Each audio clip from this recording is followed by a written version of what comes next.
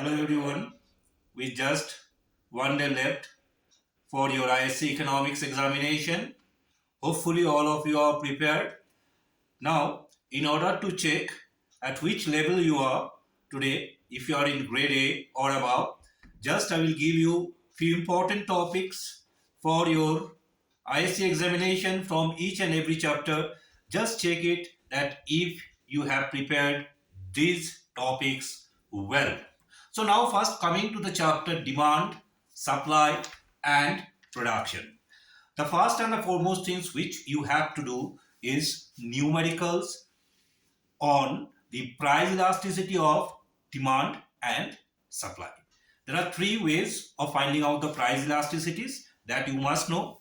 All right, I am not going to the details because this video will take long time. Now, second thing which you have to do, which is must, it will come in your examinations, is determinations of the consumer's equilibrium by the indifference curve analysis. Must, you should know the 2 points which are required, that the tangency between the indifference curve and the budget line, and the indifference curve must be convex to the origin. Number three, which you have to do, is the difference between movement along the demand curve and the shift in demand curve. In the previous one also, that is the consumer's equilibrium, and this case also you have to draw the diagram. Diagrams are must, and you have to remember that diagrams carries equal marks as your explanation. The fourth one which you have to do from this chapter is that the properties of indifference curve. At least the four properties of indifference curve, that is indifference curve is negatively sloped, indifference curve is convex to the origin, higher indifference curve gives higher level of utility, and the indifference curve, they do not intersect each other. These four properties you must have to learn, and here also diagrams are must.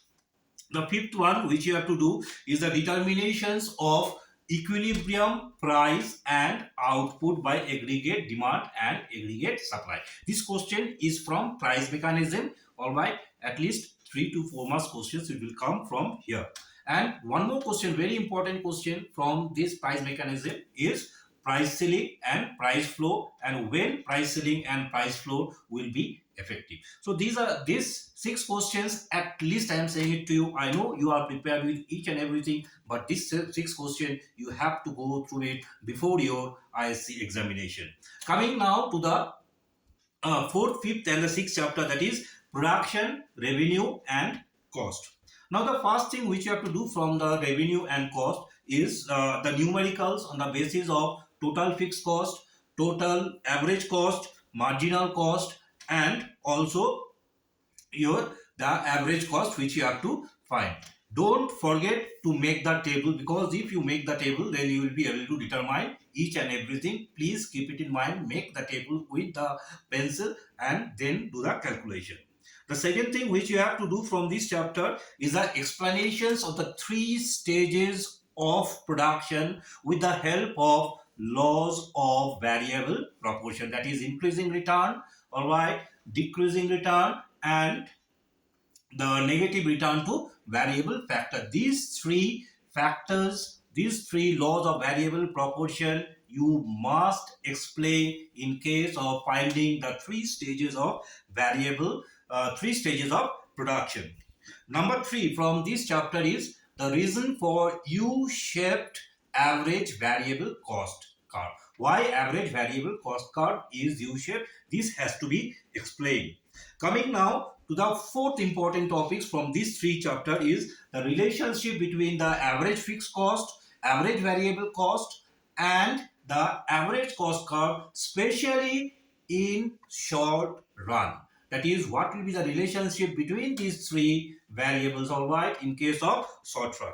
The last one from this chapter is the relationship between the average revenue, marginal revenue and total revenue in case of perfectly competitive market. My boys, my dear boys and girls, this is a must question for your ISC. Please keep it in mind.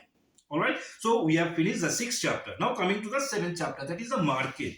What are the things? The first thing which you have to do is the 4 important characteristics of the perfectly competitive market, which you have to do.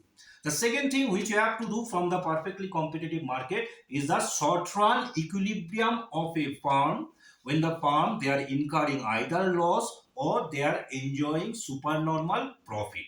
Here also diagrams are must. Please don't forget to do the diagram, and the diagrams has to be marked properly in the x-axis and in the y-axis. Coming now to the third important thing from this chapter is the long run equilibrium of a firm in a perfectly competitive market. We know that in long run what happens, the firm will always earn the normal profit. Here according to the council you do not have to draw the diagram, but you have to know that the firms they are earning normal profit. How they are doing that you have to explain. I do not have much time now to explain you all these things. All right. Now coming to the fourth one from this chapter is the product differentiation. In which market it is found? It is mainly found in the monopolistic competition, and you have to know there are two types. One is real product differentiation, the other one is artificial product differentiation. You also have to know the difference between the price taker and the price maker. Who are the price taker? A firm in a perfectly competitive market, they are the price taker, and a monopolist is a price maker. All right. So this difference also you have to know. So from this chapter also I have given you 5 questions. All right. So total number of questions which I have given you from this is till now is 16. All right. Now coming to the chapter money and banking, another very important chapter, and from here also you will get many questions. The first and the foremost thing is the quantitative credit control policy. Must 95%. If it doesn't come, then keep a backup for the qualitative credit control policy. All right. This is one of the important topic and the favorite topic for the question sector, both for ICSE and for ISC. Quantitative credit control policy, when I am saying it implies cash reserve ratio, CRR, cash reserve ratio, statutory liquidity ratio, open market operation, and the bank rate. In case of bank rate, do not forget to learn the repo rate and the reverse repo rate. If possible, mark down what is the repo rate and the reverse repo rate just before going for examinations. Second important thing is the credit creations by commercial bank. Here you have to give a hypothetical example that how credits are created by the commercial bank. That you can do by yourself. All right. The third thing which you have to do from this chapter is the primary and the secondary functions of money. Though there are contingent functions, but in the last minute what you can go through is mainly the primary and the secondary functions. The fourth thing which you have to do is the functions of commercial bank. Mainly there are 4-5 functions of the commercial bank, but in the last moment what you have to go to mainly is accepting deposit and giving credit. In case of accepting deposit, you must have to mention about the fixed deposit, recurring deposit, saving deposit. All right, all these things you have to learn and you have to mention in your answer also. Coming now to the next chapter. So from money and banking, I have given you 4 questions. So total number of questions till now is 20. Coming now to income and employment, here you have to do mainly 3. I am not saying that you have to do only this, you have to do all the things, but in the last moment, in the last day, with 24 hours in your hand, you cannot do all the things. So at least go through these things. Now the first thing which you have to do is the equilibrium. Is the determinations of equilibrium, income and output by the aggregate demand and aggregate supply. Here also, my dear boys and girls, diagram, because if a question is of 6 marks, 3 marks will be for your diagram and 3 marks will be for your explanation. So do the diagram and practice the diagram as many times as possible.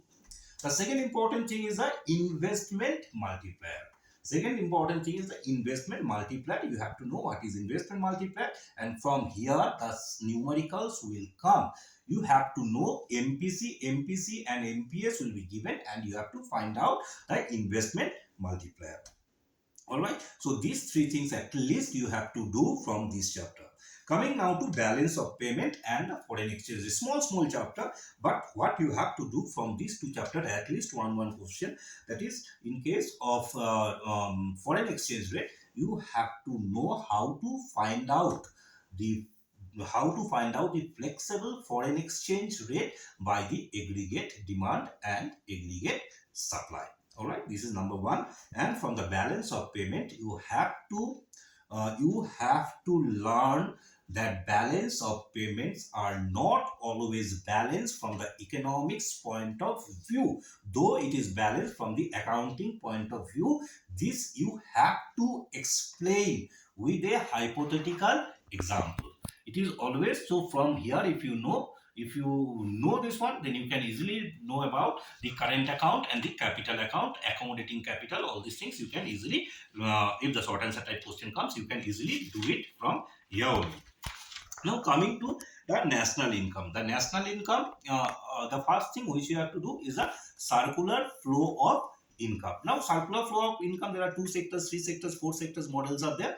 But mainly what I will ask you to do is 2 sectors model with leakages and injections. You have to know about the leakages and injections, and here also diagram is a must. Second thing, everyone knows that the numericals on the calculations of national income. There are 3 ways, income method, value added method, and expenditure method. But generally, most of the time, what we have seen that it comes from the income method or by the value added method. So give stress on income method mainly, and then the value added method. Number 3 is the theoretical question is that why it is difficult to calculate national income in a underdeveloped country. India being a underdeveloped country, you have to know what are the difficulties faced in the calculation of national income, and don't forget to mention about India in your answer, because we are writing the answers with reference to India. Coming now to public finance, what are the things? First and the foremost things which you have to know from the public finance is the difference between the direct tax and the indirect tax, and here the impact and the incidence of tax. Don't forget to mention about the impact and the incidence of tax. Please keep it in mind and give one example. For direct, it is you can give about the this one income tax, and for the indirect you can give about the GST. If possible, please learn the definition of GST also. All right, what do you mean by GST? The second thing what you have to know from this chapter is what do you mean by deficit financing? Why deficit financing? Why India has to do the deficit financing, and how deficit financing is done? What are the process of doing the deficit financing? The third important topic from this chapter is the public debt. In case of public debt, we have to know about the internal public debt and the external public debt, and the burden, the money burden and the real burden imposed by the internal public debt and the external public debt. And in the last, what you have to know, what are the ways of paying back the public debt, that is the redemptions of the public debt. So these are the things which you have to do, my dear boys and girls. I have completed the chapter, all the chapters, all right, the important topics of all the chapters. Please go through it. I cannot explain because it will take long time, okay, and you do not have much time. So I have tried to finish it off as fast as possible, okay. And 2-3 things which you have to know, important things which you have to know is the first one, you have to explain each and every point. If it is said, suppose give 2 reasons for the negatively sloped demand curve, short answer type question. What are the things? Income effect and the substitution effect. If you write income effect and substitution effect, out of 2 you will get 1. So you have to explain what is income effect, what is substitution effect. So if it is asked or if it is not asked, please explain the point either for short or for the long answer type. The second thing, as I have said it to you again and again, diagrams. If it is asked or not, please give the diagrams and please explain the diagram. All right. And if you have time, then highlight the important points. If you have time, again I am saying it to you, important points means important economic terms. Important economic terms, try to highlight. Thank you very much for watching Thinkonomics-Study with Nabarun. I wish you all the best for your ISC Economics exam 2023. All right. Namaskar and Jai Hind.